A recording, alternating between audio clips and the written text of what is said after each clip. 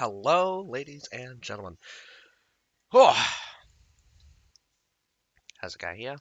Bringing to you a the seventh day of the what he calls it.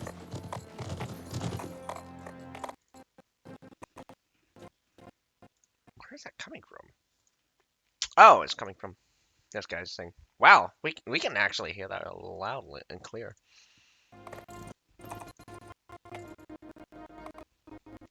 But nonetheless, how's the guy here? Bringing to you Day 7 of the knockout stage for the CBL Asia Division. We're going to be getting these guys. Who are we fighting? Who is fighting tonight? Let's have a look as I bring up the schedule yet again. First off, we have PLEBS versus ECL, otherwise known as Ecliptos. Following that, we have ONFIRE versus EFFS. I am not going to try to say their full name because it is long as. To quote, well, I mean, I just don't memorize the whole thing. It's a pain in the ass to memorize it.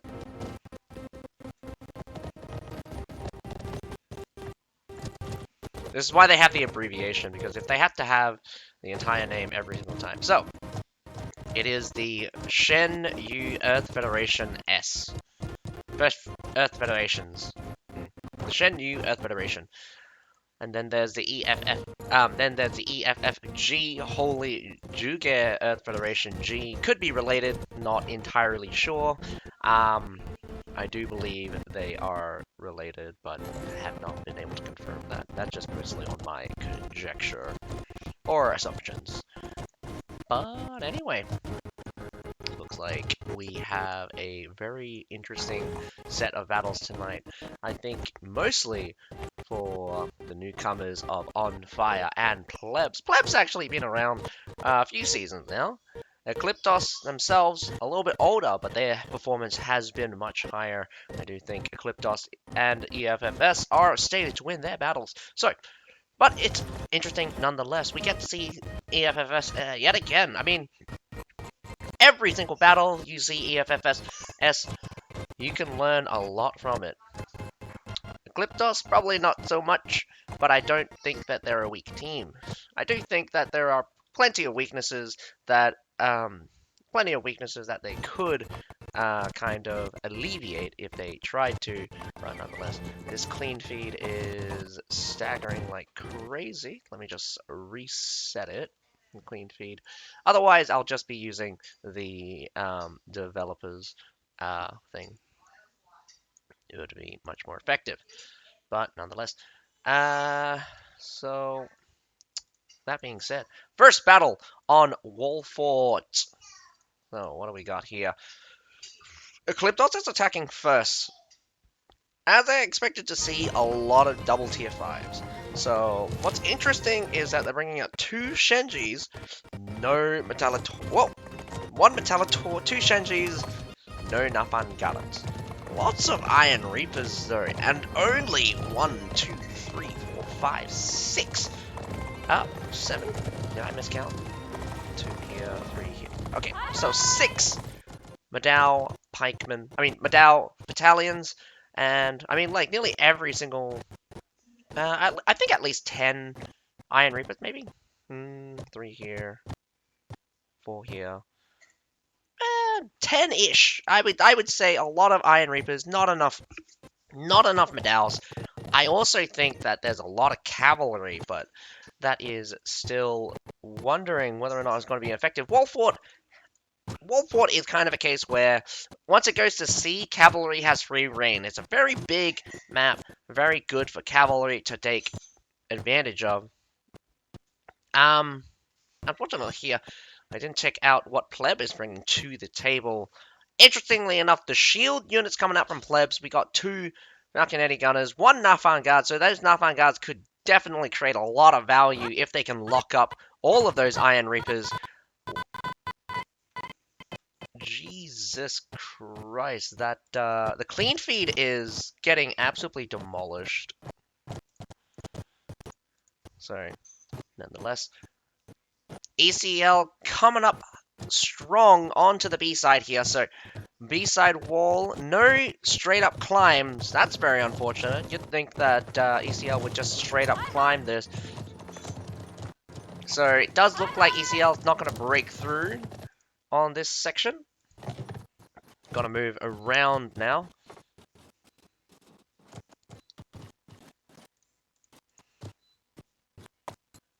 Ecliptos. It trying to break down the wall. Might sacrifice some mortars to destroy it. Very interesting that they would come in with mortars if they were going to destroy the broken wall. They're destroying the B-side gate right now. So that is important. Probably going to get some free kills as the Demez Pikemen have no idea that Cataphract's going to come roaring out from this side here. This is... Whoa! Ecliptos is going to try to go through the brick and wall right now.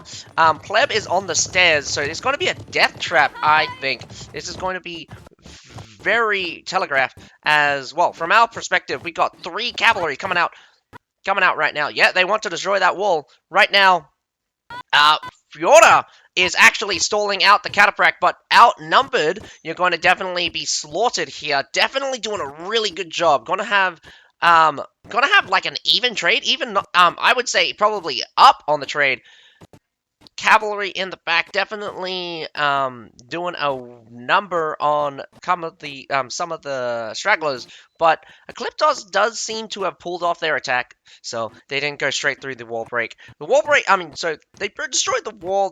They poised to look like they wanted to go through, but they ended up not going through. I didn't check out the losses here, but this is a good catch because Fiora did a really good job stopping 2 of the cavalry. Now they're just cleaning up the other 2 cavalry. So this is good for Ecliptos picking up the 3 cavalries. Generally for free, probably traded out just a little bit, not terribly. Now Ecliptos again back onto this bottom section of the stairs. Taking a beating from some culverins. Not pushing the siege towers is probably a mistake. Ecliptos is all the way in, cannot grab the supply point because they don't have B or A, so they have to take B or A. Not going up onto the left-hand stairs closer to the wall break and heading over to the other side. Doesn't matter which side you go to, if all of you just go to the same side. You really need to split your forces in this case because PLEB is just going to be sitting here at the top. Good job. Now splitting their forces. We got some guys there on the right-hand side, some guys here on the left-hand side. So a squeeze is about to happen to PLEB. PLEB is on the back side of this building, and Shenji completely open and going to die. Fiora seemed to be perpetually falling. Probably got tossed off, but actually wasn't tossed off. Ecliptos takes a huge win, in fact, picking up so many kills right now. Although the backhand side of the wall break side is getting slaughtered by the looks of it. Iron Reapers and Claymore mix kind of winning the fight, actually, for a pleb here. Oh no, but retreating your guys out is probably not a good idea. Even if you die, it is better off to let your units fight if they are engaged. Trying to survive basically on no health is impossible. Pleb is losing heroes though, so dominating here on the ECL side, kind of. I'd say kind of. What's probably important here is that Pleb got squished first, so they lost quite a bit of their initial defense force, and now we're heading on to the second part. You could have probably pushed. You probably could have pushed ECL into a corner by reinforcing A. Not choosing to do so though from Pleb because they've lost a lot already. But I think it was a mistake from Pleb to give up on the A point. I think they could have pressured They could have pressured ECL right off of A point. No way of reinforcing easily and able to hold the wall. Even if they lost A, could have killed the units that are could have killed the units that were on top of A, could have hold the front gate and the wall break just in case of any stragglers who wanted to come through. Giving up the B section, giving up the B point as well, give them an extra 3 minutes. Surprisingly enough, ECL hasn't slowed down so far. So, this is quite good for them. Although I would push at least one of the siege towers. Yes, it does look like some Javelineers are on the field. I believe that was Javelin Sergeants. What's also interesting are the shields, the ISG, otherwise the Imperial Spear Guards, not veteran on either top or bottom, so that's interesting. That's a mix, or probably not veteran at all, so that's going to be kind of devastating. You kind of want to have your units fully vet, because each node is very powerful, or can be very powerful. I think there are merits and demerits for either one, but bottom line has generally better stats overall, gives them the good 20% armor increase along with that regeneration skill. The regeneration skill will definitely be really important for shield units. What I'm seeing here is very interesting because PLEB has taken this side of the wall. It could be a sign that they want to kind of squeeze them if they go through the center, but ECL does not take that. Classically, they go for the far left-hand side, going close to the stairs here, taking advantage of the stairs, because this is what classically ECL does is put their range up on the stairs. Coming up from behind here, though, oh, they're going in hard on every single section. PLEB is going to try to get some cavalry there in the rear, but cavalry goes through the front as well. Wow, what a slaughter. PLEBs just get cleaned up. Absolutely demolished in this section. The front section here does seem to have collapsed, but the rear section completely decimated by ECL. ECL is going to push on. Imperial Pike March comes out. Probably going to pick up some kills. Not going to finish off the fight here. Definitely outnumbered and outgunned. That Imperial Pike walk has ended, but they do clean up 2 medals very convincingly. So the cavalry is the key here. Going to pick up the supply point right now, and right now, cavalry is still reigning supreme. Their PLEB has no way of stopping the cavalry right now, and they're kind of running around. PLEB is down to 6 players, so definitely losing player by player, so that's going to be devastating. ECL really good at the jump hop, and I hate this technique, but it's abusive, and I really hate facing it. Anyone that's good with the timing with the horse jump and the poke, oh man, I just want to cry. Although ECL is down in units, they are coming back now, coming in with the very important heroes kills is what's probably dictating this fight.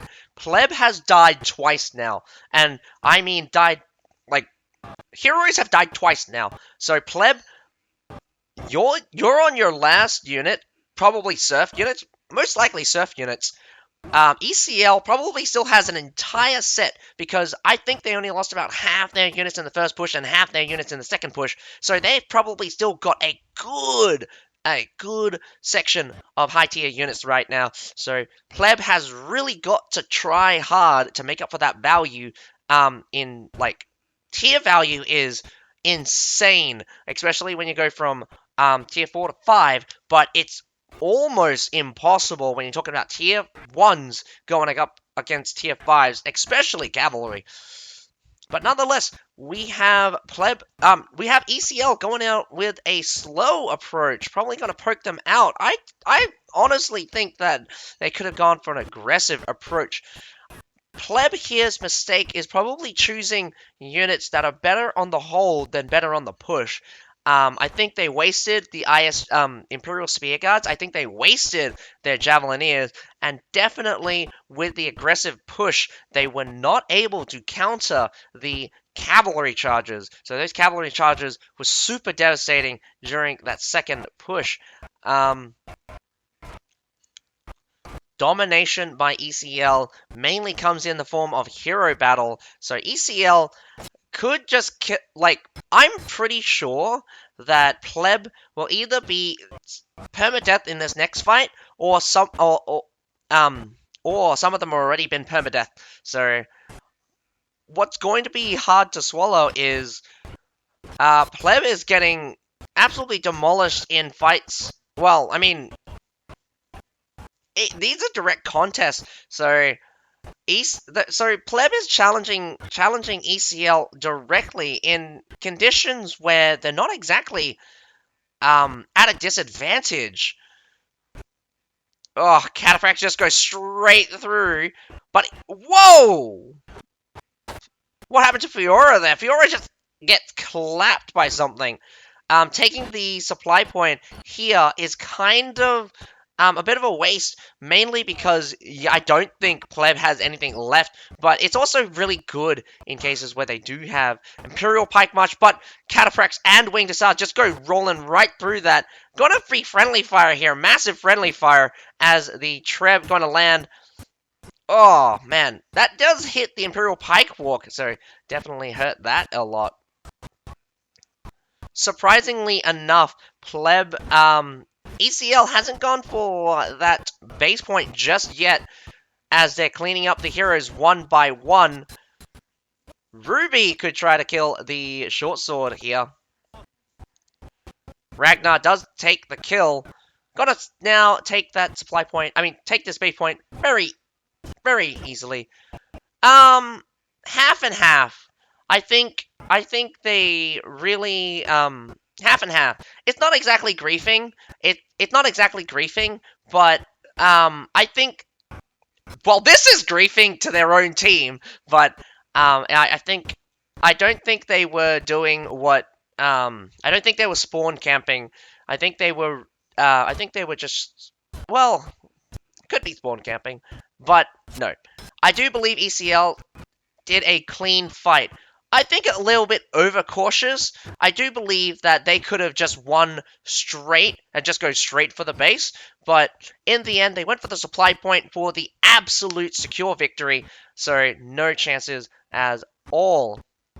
Zid won, Obi-Wan Kenobi doing very well for themselves. Ragnar also picking up over 1,000 unit scores, so we got Zid1 and Ragnar going for over 1,000. A lot of players actually going closer to 700. Surprisingly enough, a lot of the other players only scoring around about 6 to 400. So Alice here, we got bottom ranking again, so my face is in the way, so I just want you guys to see that Alice is at the bottom here, so not saying that he's a shit player, but he's at the bottom. Oh man, yeah, PLEB, Jesus Christ, 14 of them permadeath by the end of that, one player left with one life, so youch. PLEB, you really need to think with your strategy. You also need to kind of preserve your life. You're very aggressive, you're overextending, and definitely getting caught off guard.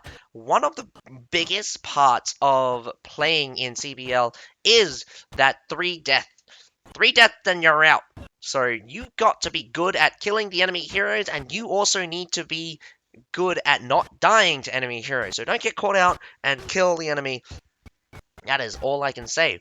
PLEB really underplaying their strengths right now.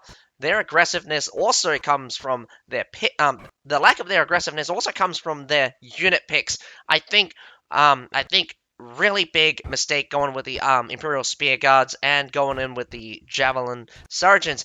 If you're going in for an aggressive playstyle, but if you're going to use those shields could have came up huge because because ECL didn't go with the Balconetti Gunners. They went with Shenji Grenadiers.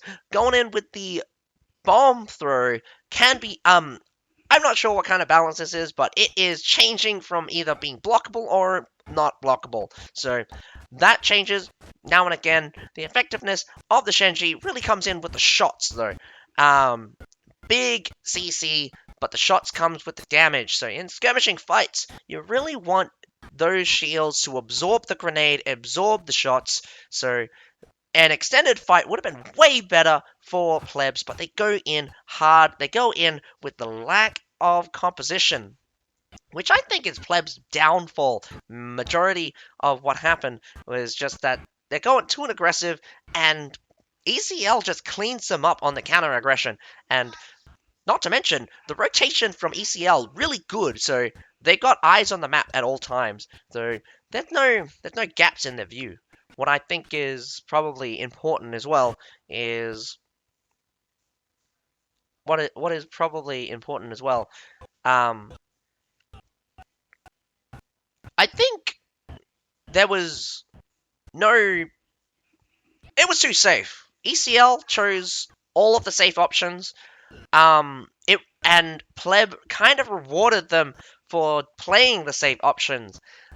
There was barely any pressure from Plebs. There was massive overextending, and ECL just took every single fight very easily. So I don't think Pleb can offer the kind of pressure that I expect from top teams from ECL. So not ECL, from CBL. I don't. This makes me question how plebs got through with their kind of skill. Their strategies may have merit to them, but yeah. Well, that's the thinking.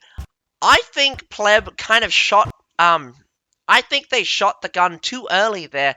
Could have been huge if the plebs on the wall came down. That's the most important thing. The plebs on the wall didn't come down, and ECL hasn't committed to the push yet. So they released the cataphract in a situation where ECL spotted it, instantly pulled off their push, and dealt with the cavalry. Big waste of the cavalry from pleb as well. Big pickup. It was a big pickup from the start. So pleb was probably on the back foot the entire time.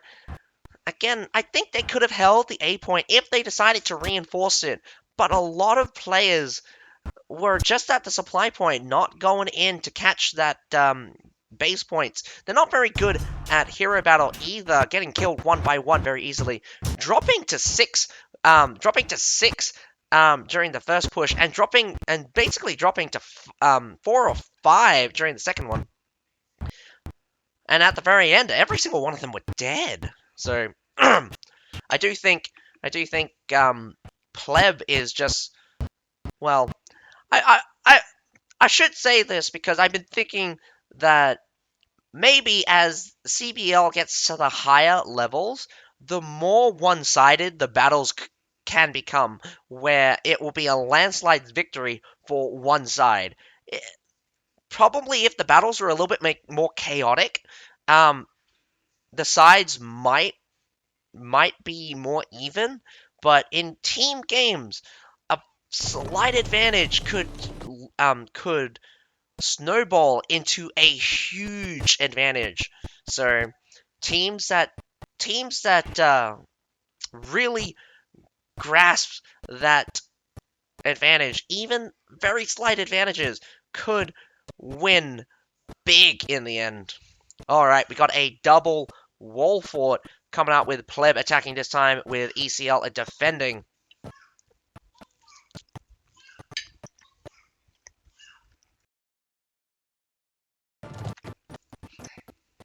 I took a bite of my sausages and it's just like...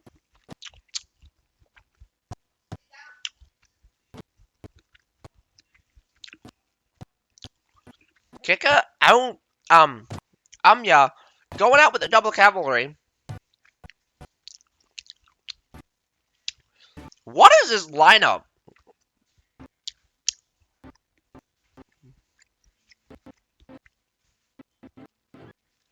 Okay, so Ama's going out with a double cavalry. There is a Namcan in there. We got 2 Shenji Grenadiers, 1 Matalator.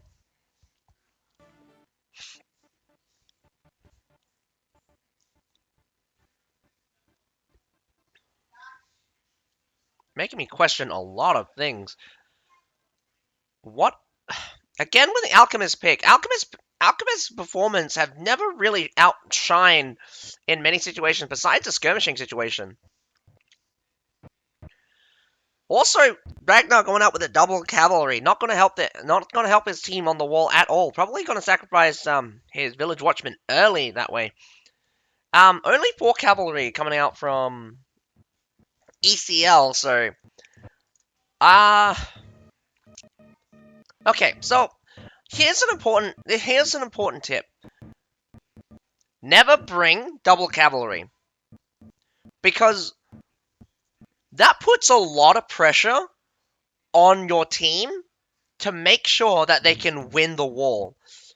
Every single map, well, besides one map, which is Valley Fortress, but I don't think that's allowed.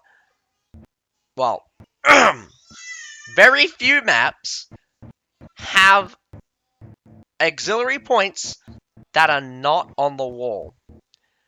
So, Wall Fort in this case has both of their points on the wall. If you go in with double cavalry, you are literally risking your chances of victory because it's 15 infantry. It could be 15 infantry up on that wall versus 14 of your guys. So, big mistake coming out from the attackers here, but it could also shine into their overconfidence.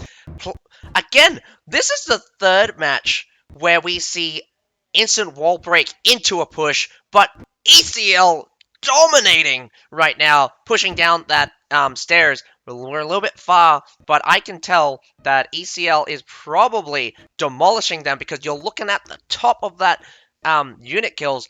Look at that drop for the blue side. Blue side is the attacking forces.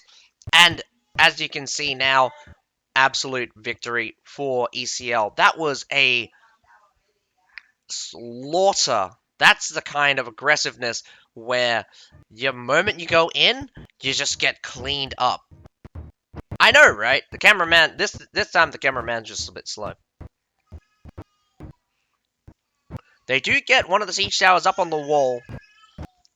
So, big mistake from PLEBS performing a maneuver where it was unnecessary.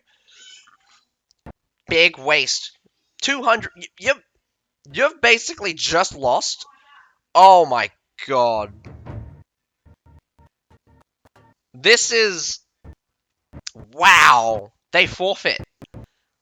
Massive forfeit coming out. I can't believe...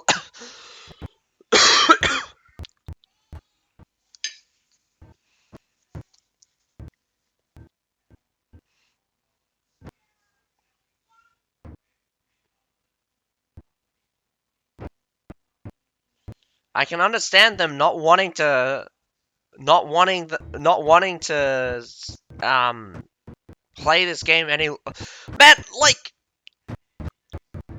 Oh, man, every forfeit's got... Just... Every forfeit is just... Man... That's gotta be demoralizing. This is kind of sad. More than 10 players from PLEBS have quit, leaving 2, maybe 5 of them left.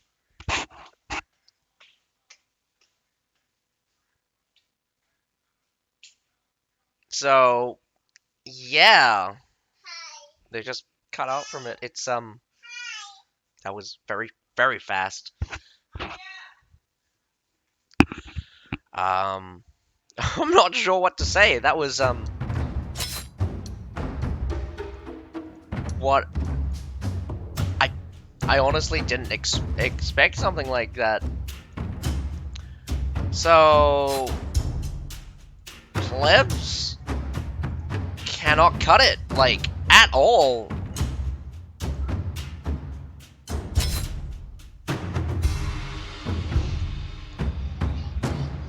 Well, here's the thing, like,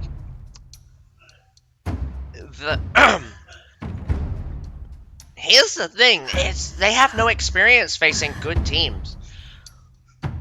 The low standard is because... Okay, so I think the low standard comes from the fact that they don't have good players. The problem here is that we have good players on the Asia servers. Child's play. I'd say that mostly because it would be factual, because the skill difference for something sort of people like EFFS is so ginormous that even in sieges, like, you find a party of 5, like Crusader 5s, they win. They win so hard that all 10 of the other guys could literally do nothing, literally be doing nothing, and they would slaughter the enemy team by themselves. Just 5 guys. I've been in a match where they were down 2 players, and we just lost outright. We had 15 guys, they had 13, and we just lost. It was Allenberg, and it was crazy. TKT also another team where their 5-man carries are insane. Again, PLEBS, not sure what's happening here. Again, like, performing maneuvers or strategies that just don't work out. Also, very risky, I would say. Extraordinarily risky doing these plays. A little bit overconfident. Not just a little bit, actually. Way overconfident. And it backfires so hard. So I wouldn't be surprised at PLEB's super low morale after the wall break push. So, man, that is a devastating feeling where you get, like, to be honest, even if PLEB played it out, they lost so hard in the first push that not only would they have to win big, not only do they have to win the next fight, they have to win the fight after that, and they have to win big, because you're making up for one whole tier 5 unit. So not only does the remaining units have an enormous amount of pressure put on them to make up value, they themselves still needs to make up their own value. In a lot of cases, you just end up with your own team. Well, sorry, you just end up with your own tier 5s trading with the enemy tier 5s, or maybe you'll lose your guys, but someone else's guys will clean up. And that's the kind of general exchanges that normally happen. And most of the time, I would say you would be up maybe 1, maybe 4 units of tier 5s by an end of a kind of an even fight. And that's on an even fight.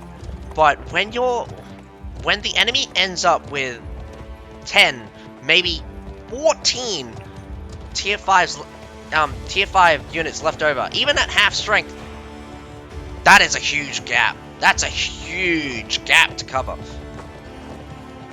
Attackers also have the displeasure of trudging through ground.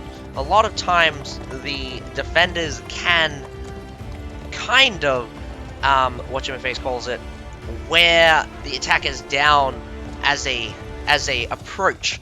One of the good strategies for the defenders is to have units capable of putting pressure at range. That's where your ranged units like the Falconetic Gunners, ShenYou grenades are really good on the push because they do really good impact and are adjustable close range. But Falconetic Gunners got that long range suppression, which can honestly, like, getting shot at by Falconetic Gunners is crazy scary because you're gonna lose plenty of guys. Man, the auto mod on the official channel is too strict. I can't post anything. Really? I kind of want to see.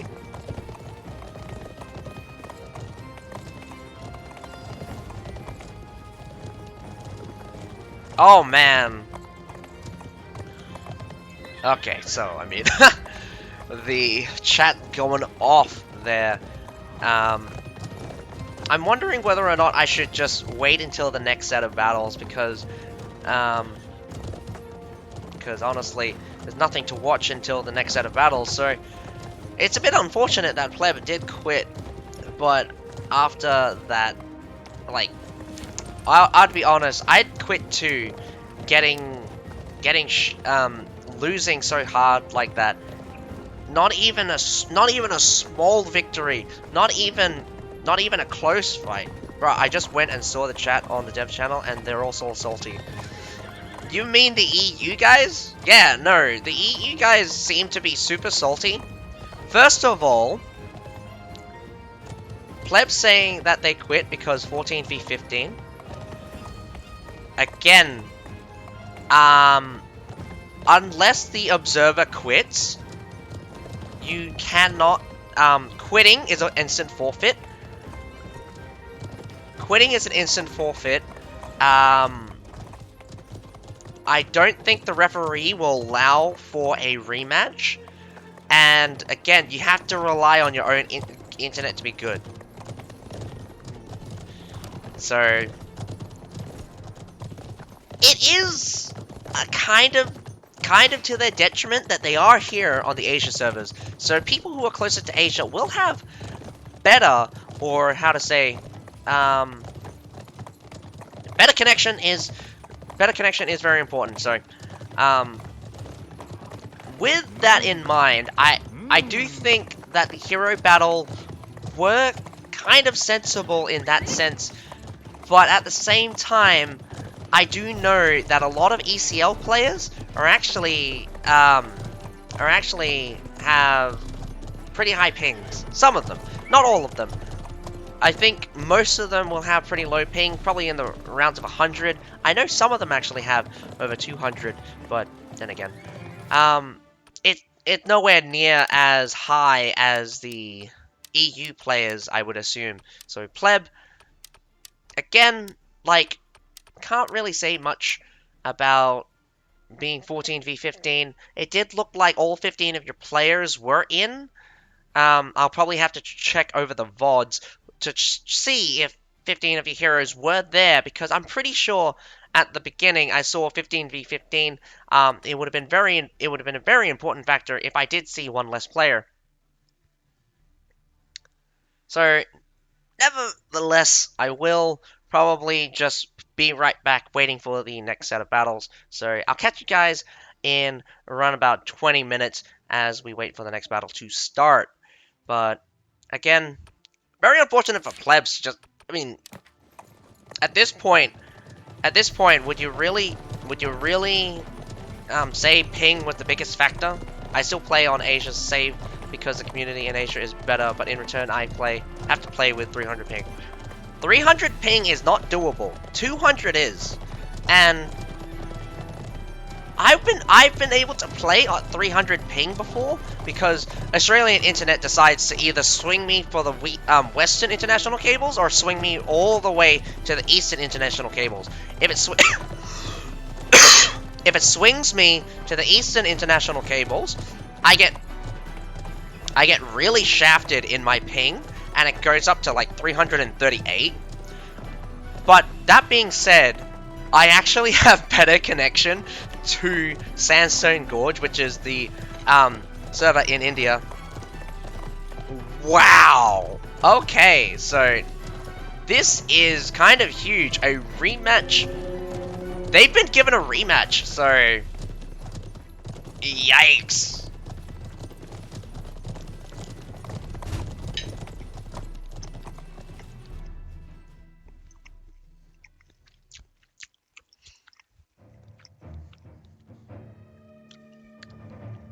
Man, England from Asia? Your ping must be crazy! Oh, wait.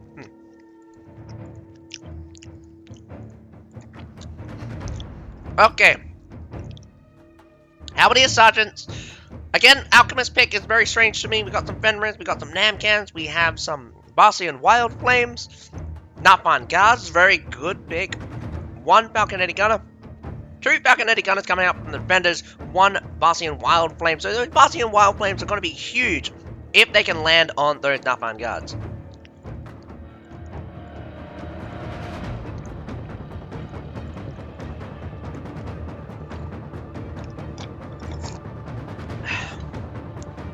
Sorry, I mean,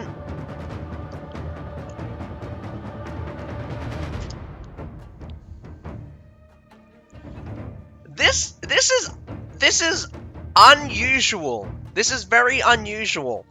Most of the time it is a play on rule, so the fact that Plebs got a rematch is very unusual. So this is going to be the real battle right now. So that battle just before was kind of scuffed. Though when I play with 300 ping, I don't really notice much probably because I'm just used to playing with such high ping. One of the biggest things that I get when I'm playing with only 200 ping is that if I try to dodge or block anything, the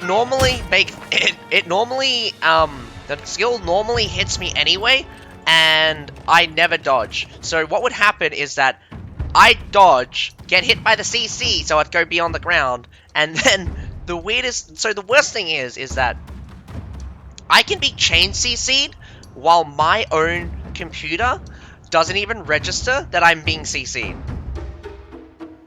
This is a game restart. This is a rematch, so Plebs actually got the rematch. No, it's not really. I mean, personally, at this point, with any ping higher than 100 and 150, blocking will actually get you killed. Alright. Very smart this time. Breaks down the wall break, waits for the towers. They probably learned a lot from their first attack. A bit abusive, but I do have to give them the benefit of the doubt that they were true to their intention, that it was a 14v15. Otherwise, ECL is giving it up, though.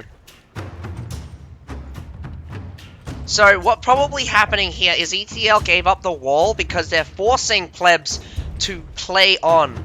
Because if they beat Plebs again, they think that if they beat Plebs again on the wall too hard, Plebs would just cry for another rematch. I'd say this because it's already happened once, so it could happen again. Nevertheless, grabbing the A point for free, going to grab the B point for free probably. No one's going to the B point actually. So the bridge did go down, all the siege towers are up on the wall, and the battering ram has destroyed the front gate. Right now, nothing's happened. Like, no one's died. Well, probably something's died, but nothing significant.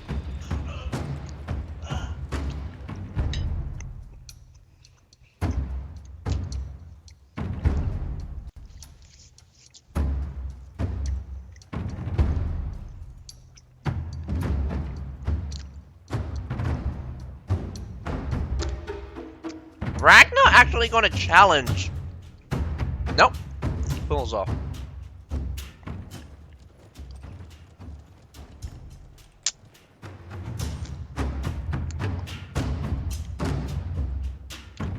So, again, Plebs' over-aggressiveness was probably their downfall. And in a situation where I would say lag would be a factor, the fact that they were playing so aggressively probably shows that they are probably good players. But the ping's probably their downfall right now.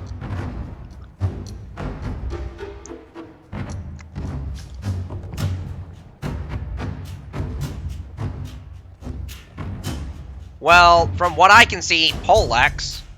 Apparently every single team has a bunch of poleaxes. But let's be honest, it's actually medium armor classes. It would either be musket, pike, or spear. Those guys you will see quite often. Short sword comes in now and again. Quite a high number of short swords actually. This is the weirdest thing. People say that musket's been nerfed into the gutter, but I still see muskets here on CBL. Musket cannot be so bad that it's unplayable. And if it can survive a nerf, it means that the class does something that no other class can do. And that's AoE CC. That slow is, like, after that slow got buffed again, that slow is huge. Again, musket bomb, also very huge. A range CC that does significant amount of damage. And it's big, like, that's big damage. Well, I think Dual Blades is unpopular in high-level play, mainly because the true strength of a Dual Blade is taking out someone who is out of position. Assuming that there are players out of position, in team games like this, the teams are working together, so you'll never end up in a situation. Well, you would hope that these teams would never have a player in a situation where they're caught out. Even if they are caught out, a poleaxe would be way more effective at doing the job. Catching the player, and then follow up by other players.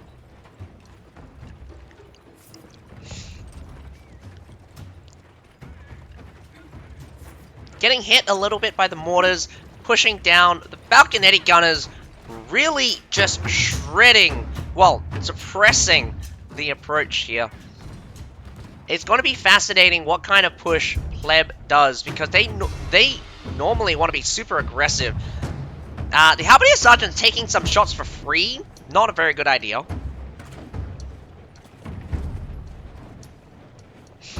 Does look like we will go overtime. I don't believe PLEB is going to be able to take this match off ECL, but we have not seen an engagement yet, so it's going to be scary for PLEBs,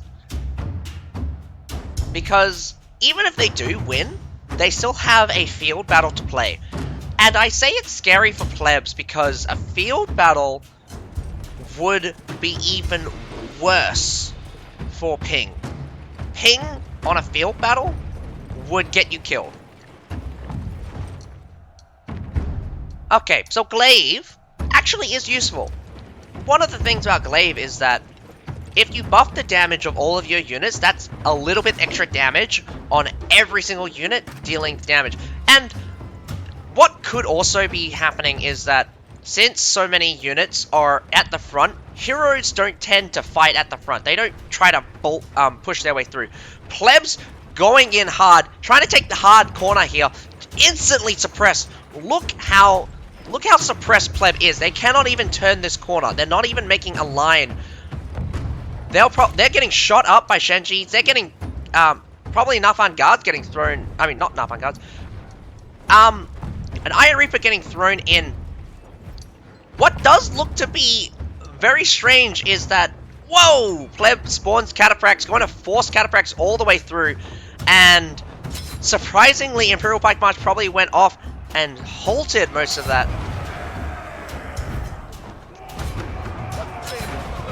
Where did Pleb go? Not a bad trade. Not a bad trade. Yeah. It's not as bad as it was before, but it's still a big loss for Plebs. Pleb has a lot of time, which is really important. Yeah, I mean, I'll be honest there. I thought Pleb, I mean, like, I did, with all the smoke cover coming out from the Falconetti gunners, I couldn't really see Pleb at all. You just saw a line of Adals coming out from ECL, and basically everything from Pleb was dying. You saw the shield wall for a second, but those retreated out. Again, not using your shield walls very well, not trying to use very important units. Like, shield wall should be screening, you should be having reserve troops, plus you should be dominating with ranged units. A second push towards the supply point kind of defeats the purpose here. Although, this style of push has historically worked out, but already dying once means that reinforcements for your side, if you die, is really, really weak. Now, here's another mistake that's happening. You have no rear guards. There's no rear guards halting what's being thrown at you right now, and your tail has just got deleted. And I mean deleted because maybe 1 or 2 units just took heavy casualties. But now they've swung everyone towards the point here. Winged Hussar's trying to get through. Not going to be very effective against Medal's, but Medal's taking heavy losses right now. Cataphracts coming out from PLEB themselves, but getting semi-stalled out. Really good that they're now on top of the ranged units, but PLEB is losing heroes like crazy. The exchange here is very strong for both sides. Now, problem is ECL is able to reinforce their units, so they're gonna have to try to survive on that supply point while their own guys are reinforcing. That's very unfortunate. You had your shields here on the point leading the way when they should really be holding the rear. Again, because PLEB's already died once, it's going to be slow.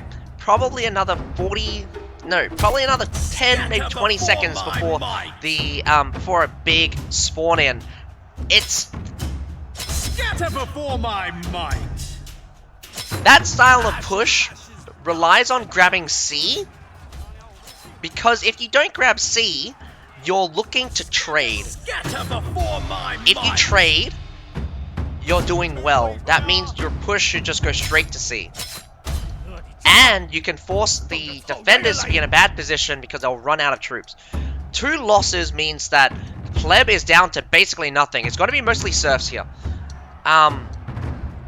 ECL knows this, and they're going to just sally out on plebs. Cataphracts are still out on the field.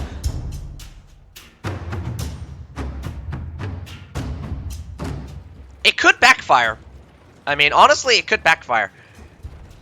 ECL's taken heavy losses. They're not exactly at full strength either. They still have plenty of tier 5 units, but actually no. Cataphracts just went straight through that infantry line, not even getting stopped properly. Look, Cataphracts are so tanky that they're getting stopped continuously, but they're still pushing through.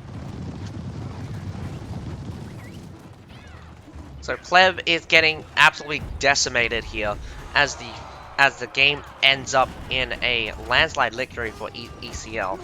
So Cataphracts has been meta for like the entire season. Like since their changes back last season, Cataphracts has been just becoming more and more popular. Like during the Highlander seasons where they buffed Cataphracts, or was it during during Highlander season when the Cataphracts got buffed, people didn't know how to use them correctly at the start, but one of the most important changes is that Cataphracts, when they reach you, no longer end their charge. Instead, they switch to a different type of charge. And that's probably what's causing Cataphracts to go absolutely out of control, is that even if you stop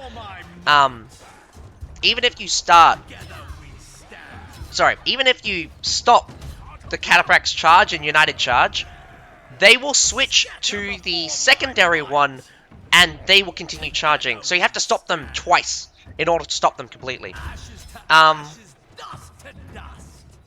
Pretty much, again, like this time, okay, no. Even if there was no point of, even if ECL won both the rematches, what's important here is that PLEB learned from their mistakes. They were overly aggressive. The second, not surprised, he's playing a spear, man, and I'm pretty sure along with Zidwan and Ragnar. They're playing cavalry heavy. Like 100% sure that Zidwan and Ragnar are both cavalry mains. So they're going with like any spear player, any high level spear player plays cavalry like no other, because cavalry is OP. And if you kill the hero, you can clean up their units with your cavalry easy, piecemeal. Even if it's Medal, Coming from the side, coming from the rear. As long as it's not from the front, you can kill him down with a cataphract. I think what's not I think what's probably hard to admit for plebs is that their strategies are being countered. ECL has versed many of those strategies. ECL can counter a lot of those strategies. One of the thing is that back in the day, Crusaders were unmatched. They could take a supply point even if you tried to defend it with all 15 players. But they still looked for better strategies. You're trying to brute force your way through in situations or in you're trying to brute force your way through in a disadvantaged situation. One of the most important things that people forget about that supply point, it's a hard left turn. First it's a hard right turn, then it's a hard left turn. And that hard left turn really, really gets a lot of people killed because when you turn, when you have units that need to set up, turning towards the proper direction, you need space. As the defenders, this is kind of half-half because I've seen sometimes defenders overextend. What pleb should have been doing, if they were getting suppressed, they should have fell back and not try to take the corner. The most important thing is the corner of that side. You get your ranged units in that corner. Then you set up an infantry line right across, creating that bubble for the ranged unit. And then you filter in troops. That way, you're swinging your head around in the proper direction. But when you're coming in from the side, and then you have to turn. A little bit lower on the mark. People said Nodachi was going to be OP. Nodachi is too strong. It should be nerfed. I said it from the beginning. Nodachi is balanced. The rune that gave them 45% damage resistance when they hit 25% health was making them OP. Everything else was great. Oh man, it's even more toxic now. I'll catch you guys in a few minutes. I'm gonna have a little read of the chat in the booming devs thing. I will catch you for the next battle of OF versus EFFS. I do expect kind of a similar tone for this next battle. EFFS is just really on top. Hi Dom, ECL 2, Pleb 0. Technically ECL 3, Pleb 0, but Pleb got a rematch, so there's that. I'll catch you guys in a few. I'll catch you guys in a few. I'll be back on for the ONFIRE versus EFFS match. I will just wait for the I got some sausages I will need to eat as well, so I'll catch you guys in a few.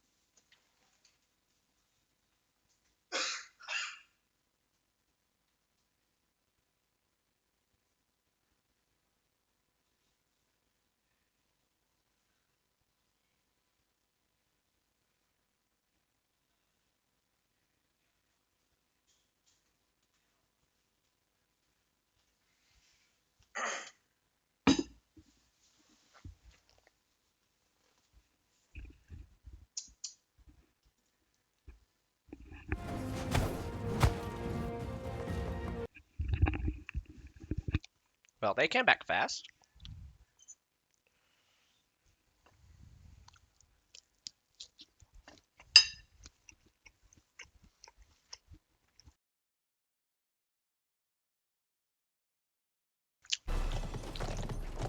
I will be eating. I'll try to remember to turn on my mic. So please tell me if I don't turn on my mic once the match starts.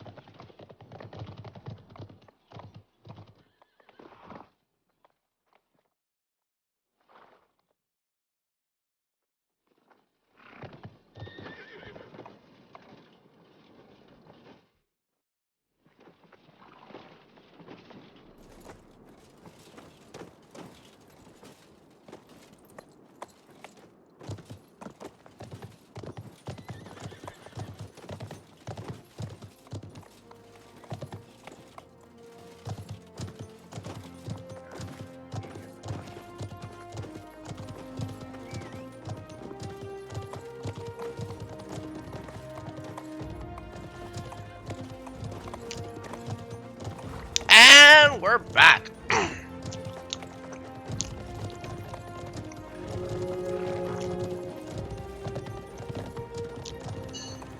EFFS versus ONFIRE here on World War.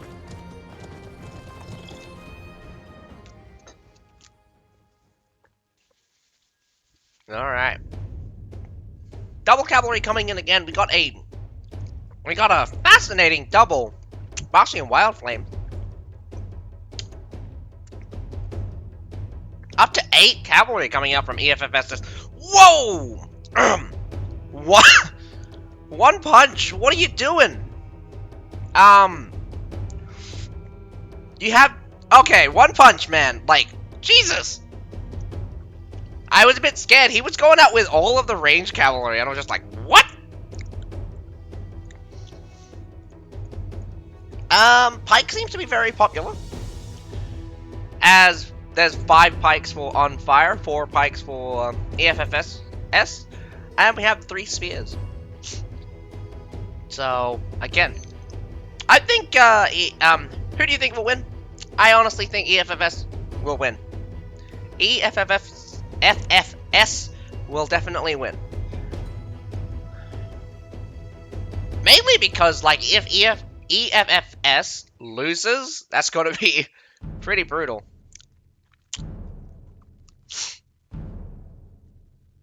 So, it did change, but I'm very surprised that ONFIRE going out with a double Imperial Spear Guard. No one here on the B side, as EFFS just goes straight forward, taking out the siege weapons, using that one on the far left. Not really sure what they're not really sure why they're destroying those siege weapons. They're really not any of a threat. So this is the difference between the teams, is that they have absolute confidence in their heroes. They have absolute confidence. Someone just died. Short sword takes out someone. Probably fell off. I don't know how he fell off that situation.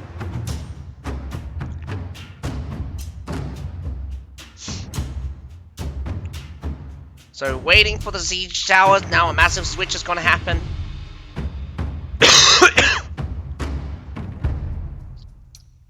Big access there on the left-hand side. The B-side bridge not being destroyed gives an unusual advantage for that B-side stairs.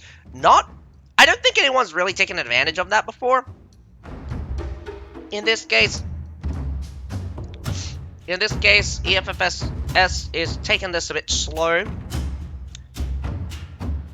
ONFIRE is on the retreat now. EFFS could be looking to just grab up the A point for free, although they have already done preparations for an attack at the A point if it does come down to that. Wall is about to go down. The wall break is at critical health, I believe. So, call probably has been made out that A point is being gotten for free. We have some cavalry out already on the field. A bit far back, I would say. ONFIRE should be careful. If their supply point gets pushed, a lot of their infantry is going to be late. So,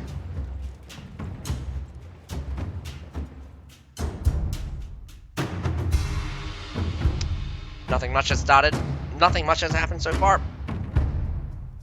Got a cannon. Okay, I mean, like, you put a culverin there out in the open, why wouldn't you treb it? Also, if that doesn't get destroyed by that treb, you are the most unluckiest trebber I've seen in a while. Actually, I mean, like, the worst treb I've ever seen is a treb that not a single treb landed on mark.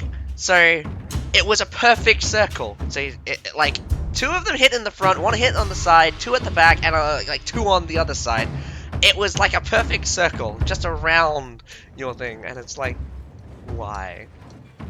You just want to hit this one blob, and I've been on the receiving end of that. I've stood in the middle of a trip, and didn't even get hit. I was just like, I'm standing here, and it just missed me completely. Well, I say completely. I think it hit my units. Unit on the, like, a little bit of my units, like 8 of my guys or something. Back in the day. Alrighty. So, what's really cool, I don't know who destroyed these, I don't know who destroyed the barriers at the front here, but if ONFIRE destroyed them, that's really good. That means EFFS has no cover when they come in.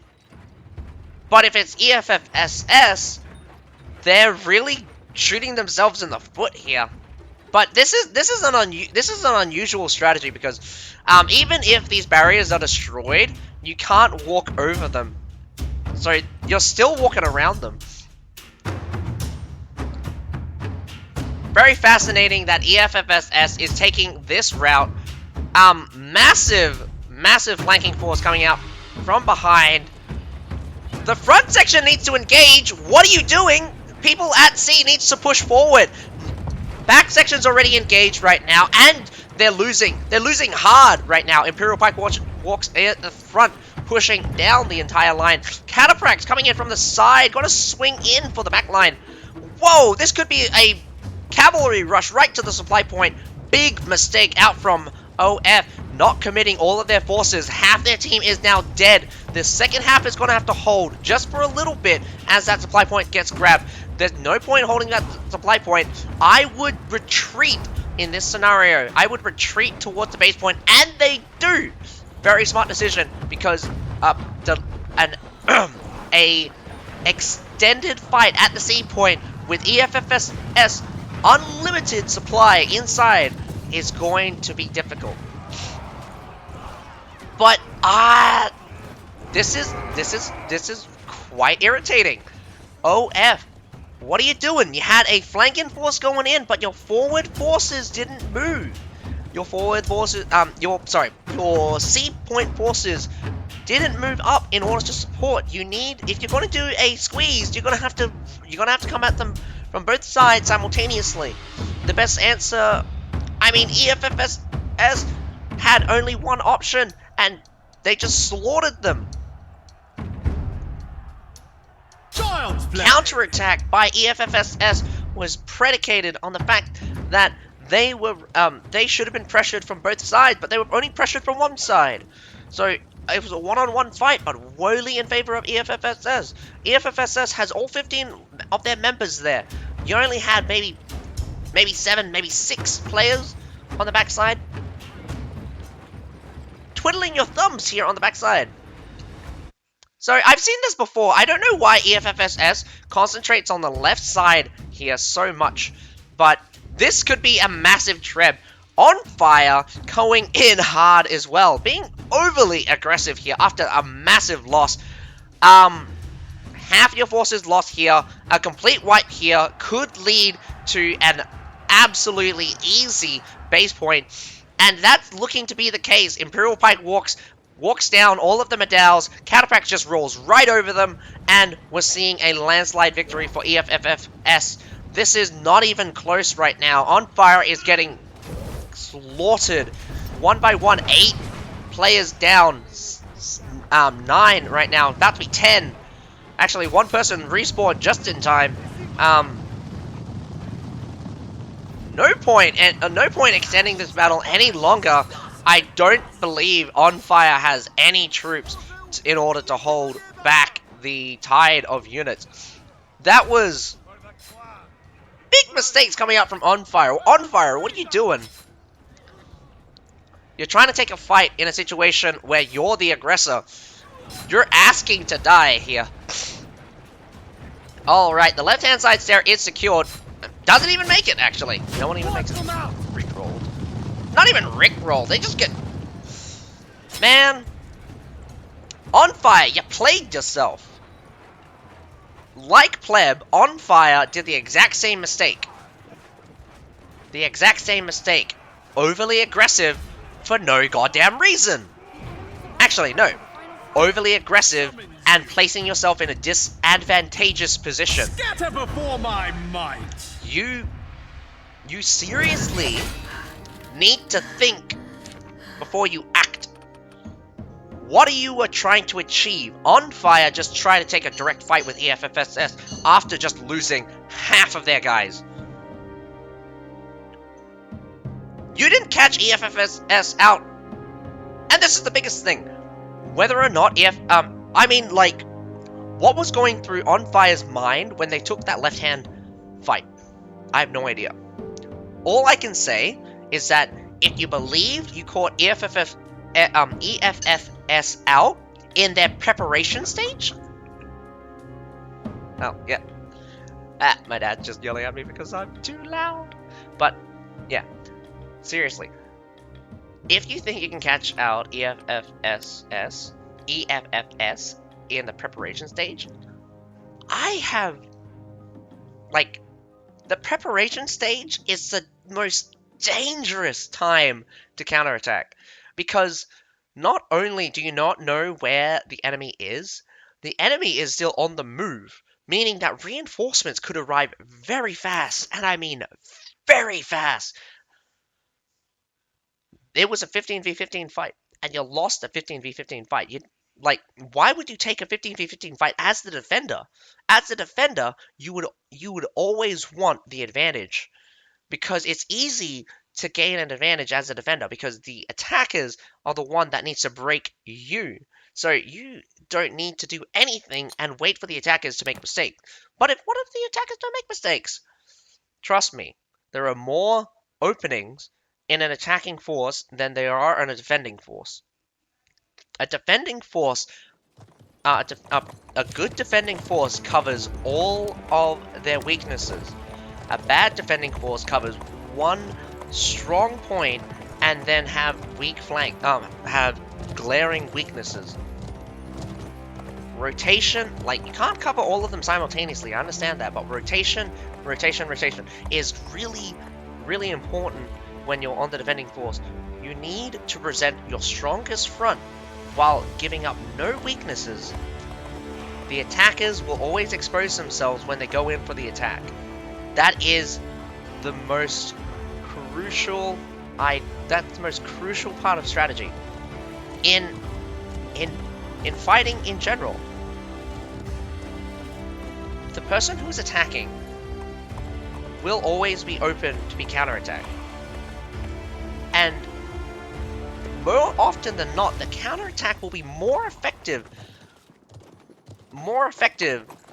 The kind of like in putting in like fighting terms, the more power behind an attack, the more effective a counterattack will be, using your opponent's own weight to basically hit himself.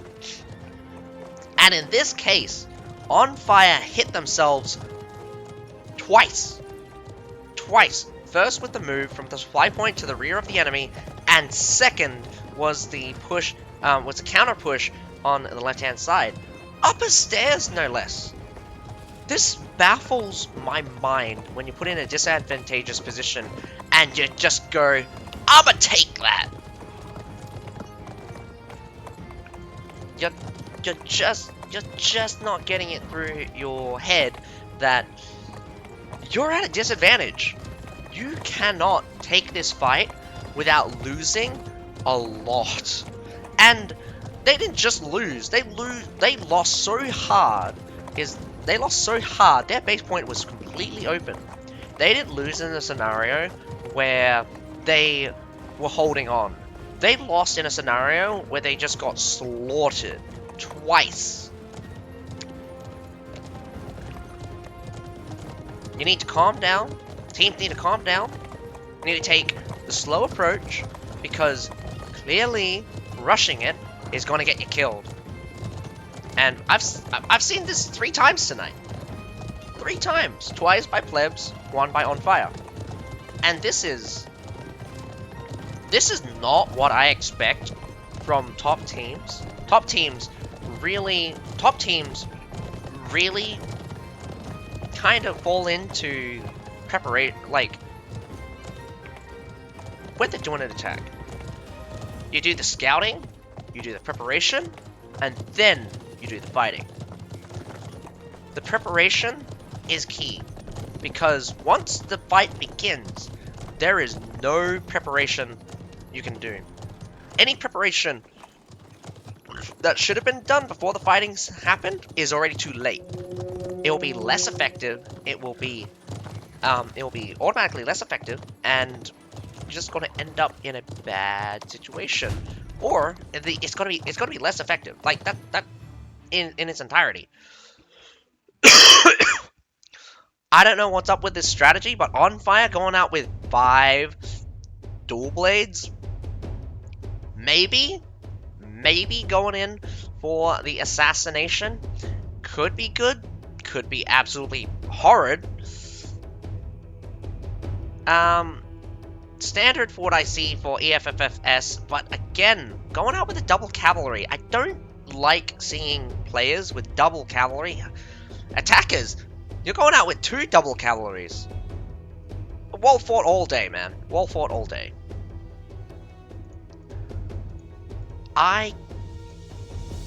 Man, what is...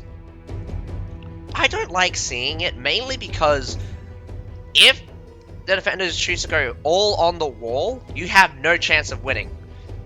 You have no chance of winning. It's a 15 infantry versus 14 infantry. In this case, it's 13 infantry, but the other guy also has double cavalry.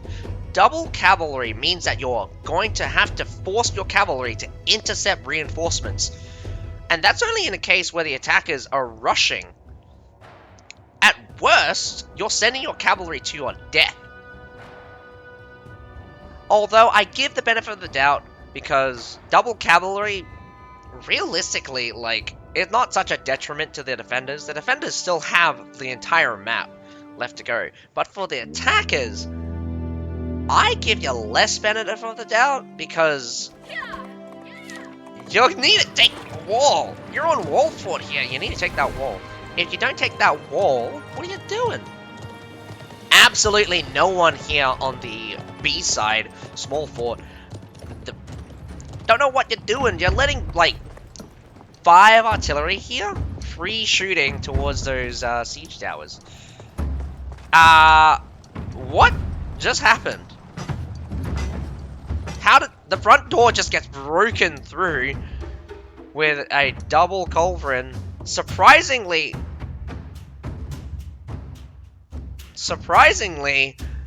ONFIRE does pull off that attack. Could have been a shit show. ONFIRE being super aggressive still, going to try to break down the wall. I don't get it. I don't get it. There's no pressure on the... I mean, like, they're gonna just... They destroyed the bridge anyway. Probably wasted 2 mortars for that. Slow start. Only pushing 1 siege tower. At least the right-hand siege tower would be more valuable at the very least.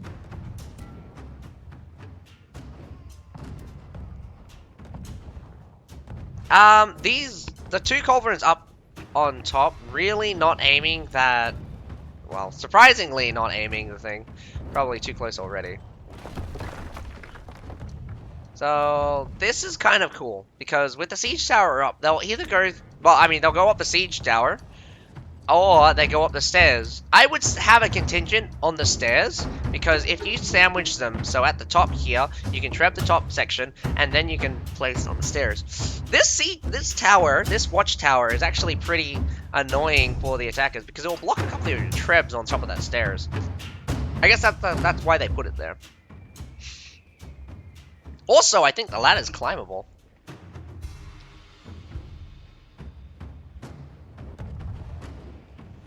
Alrighty, massive retreat out from EFFS.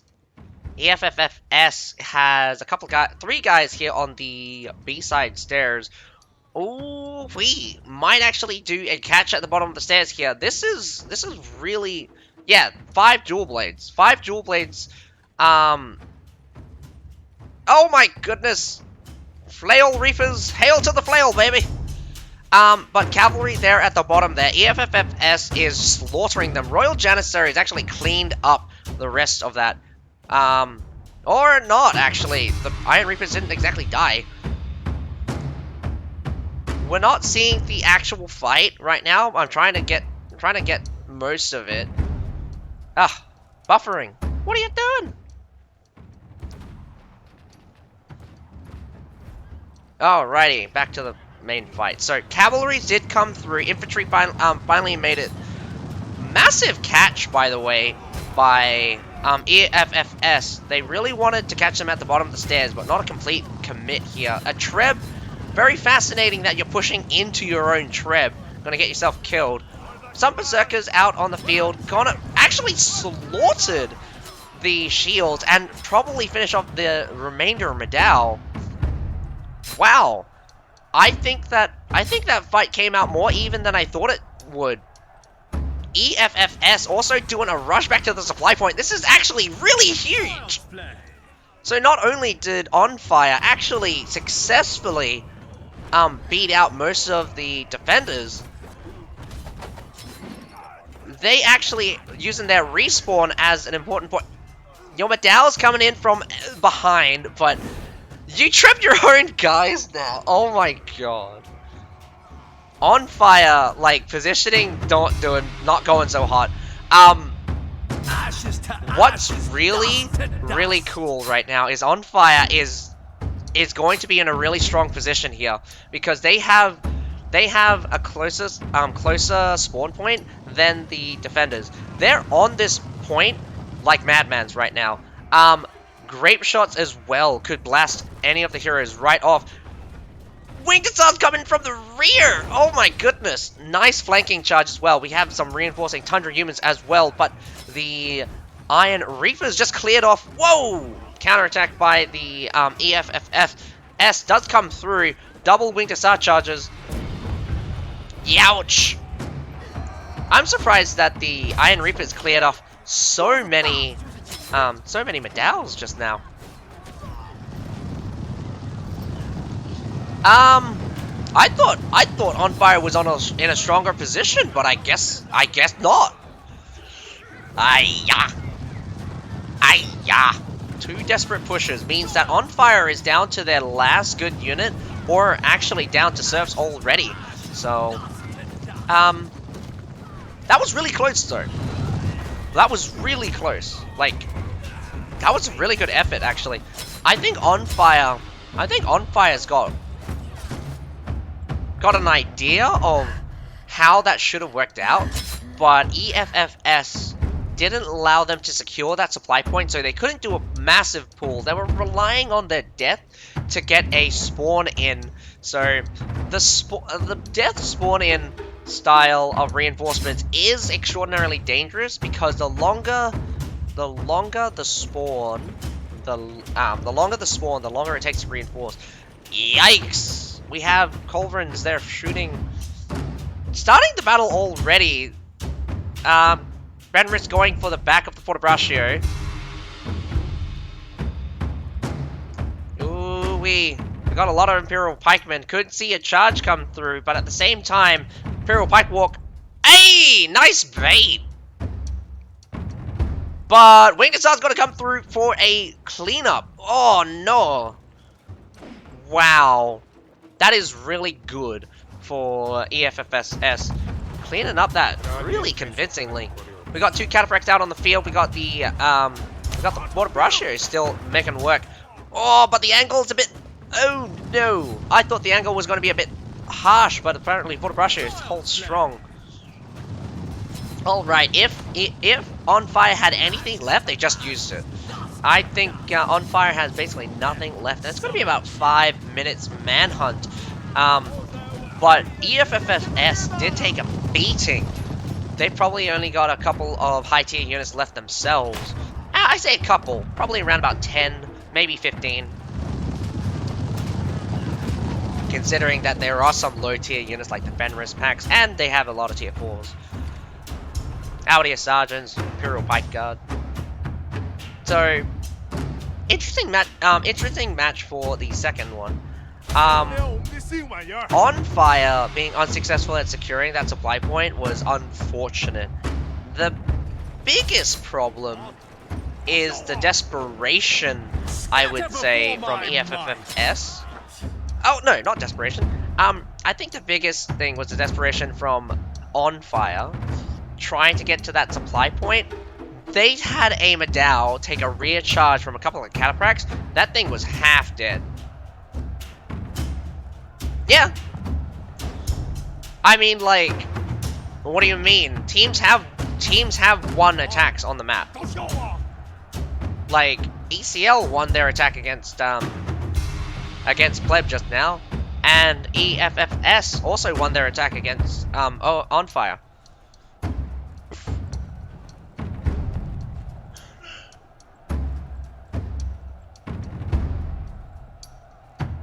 Okay, so in most cases, the defending team will always have an advantage. The defending team always has an advantage, but the attacking team also has certain advantages for themselves, but it's not so clear-cut. They have PLEBs, they have 2 artillery. That's 1 more artillery than the defenders. You have to actually use them in order to gain an advantage. Otherwise, the defending forces will always have an innate advantage, which is being the defenders. So you're always in a situation where the attackers will make a mistake while they're attacking that the defenders can exploit. But also the defenders can choose a stalling tactic, really burning out the clock by attritioning down your units, or again, like wing to start charge. Like, what's also very impressive is the wing to start charges coming out, really clearing out the cataphracts from the enemy team, even killing some of the enemy cavalry as well. So, a hunt at the finish. I expected this to happen. ONFIRE, I kid you not doing too bad. Like, you see this at the end, but ONFIRE did a really good push towards the supply point. So, you also have to remember that the fights are not so. The fights when they're not so clear cut, you need to gain an advantage inside. It was a bit chaotic between ONFIRE and EFFS on that stairs there. So running both of their units down to the ground here. I think the unfortunate thing here is that you should have aimed a bit lower. Well, anyway. I would have aimed for the base instead of right on top of it, because a lot of them went over.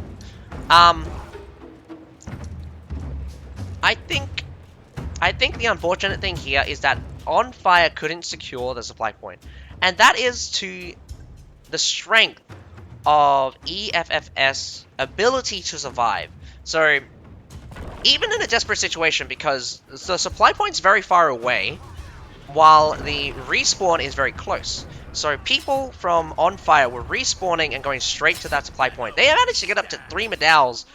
No, 2 Madals on that supply point, maybe 3 Madals. 1 Madal took a heavy hit, so they came in at a bad angle, like a really bad angle, and they got rear charged by a cataphract. That's kind of little bit micro mistake will lead into kind of huge mistakes later on. I mean, huge, like, that was a huge mistake, because you took a lot of free damage, and you're basically not going to be able to withstand the counterattack. But what's also important is that the little bit of micro coming out from the Madals couldn't deal with the, how to say, heroes or the Iron Reapers. So, I say this, and I say this because it can happen. Madals can deal with everything. Besides Royal Janissaries, Madals basically beat out everything. They can. They charge down every single range. They're basically impervious to cavalry. I say they're basically impervious to cavalry. They actually still can get killed by cavalry, but play them right and they will murder that cavalry and take probably half of their health. Against every other infantry, they have tools to beat them. Lethal March is one of the biggest and most powerful tools. You see a charging Iron Reaper, you see a stacked Iron Reaper, charge it with Lethal March. That thing will die. But nevertheless, that is all for tonight. I mean, we got to watch very, very strange matches today. Over aggressive, very over aggressive. ONFIRE using that aggression to their advantage though, in the second match. So I do believe ONFIRE probably coming up against a solid team like this. They weren't prepared. Maybe they'll be more prepared in the future, as they will have, as we do have the losers bracket. PLEB and ONFIRE will still have a chance of coming back. Nevertheless, we will have ECL versus EFFS next. Actually, no, not next. So in the winners bracket, they will ECL will. Who did PLEB lose to? ECL, Ecliptos. They lost 2-0. Like, Ecliptos won super convincingly. PLEB just got absolutely stomped out. Similarly, ONFIRE just got completely stomped out. Although ONFIRE didn't lose as hard as you think, because they were in a condition where they could have pushed for a win. The only problem is that there was no security. It was just a rush. It was just a chaotic battle. Sorry. Yeah. I would say it's going to be a brutal battle, but I think EFFS has much better teamwork than a lot of other teams. ECL really needs to really pull in and tighten up their formations, and needs to pull in a lot of their strategies to really adapt towards the EFFS, because EFFS really are good at showing unique pushes, like not unique pushes, are really good at adapting to the enemy's defenses. So when they're attacking, they really know how to exploit certain angles, certain avenues to really put pressure on the defenders.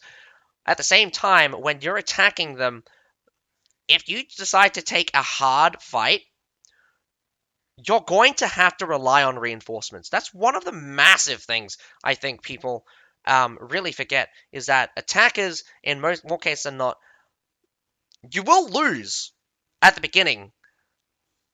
You're going to have to run reinforcements through, because on Wall Fort, the supply point is easily accessible, very close to the front, and right across from C.